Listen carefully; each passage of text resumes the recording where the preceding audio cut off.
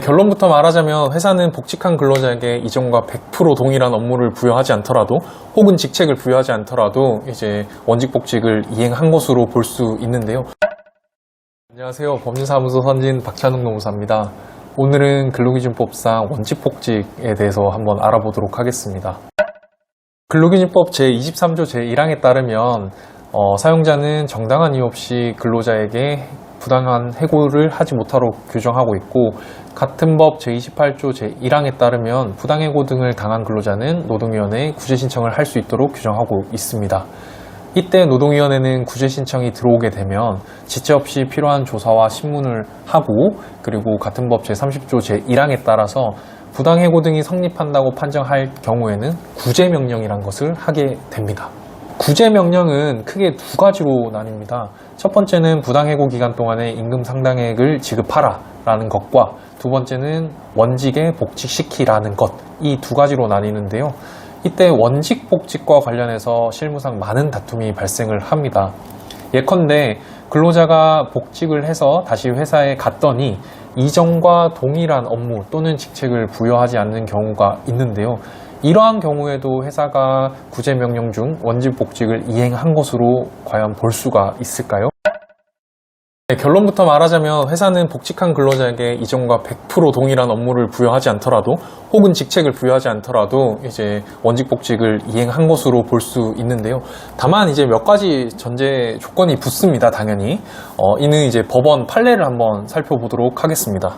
이거는 이제 사용자가 해고한 근로자를 복직시키면서 해고 이후 그리고 복직 시까지 이미 이루어진 인사질서, 그리고 사용자의 경영상 피로, 그리고 작업 환경의 변화 등을 고려해서 이제 복직한 근로자에게 그에 합당한 일을 시킨 경우라면, 이는 이제 사용자의 고유 권한인 경영권에 속하는 것으로서 이전과 다소 다른 업무나 직책을 부여하더라도 이제 정당하게 복직시킨 것으로 봐야 한다는 입장입니다. 관련해서 노동위원회 규칙 제79조 제1호에서도 노동위원회는 사용자가 원직 복직을 이행하였는지 여부에 대한 판단 기준을 좀 제시를 하고 있습니다. 해당 규정에서는 당해 근로자에게 해고 등을 할 당시에 같은 직급과 같은 종류의 직무를 부여하였거나, 이게 가장 이제 베스트죠.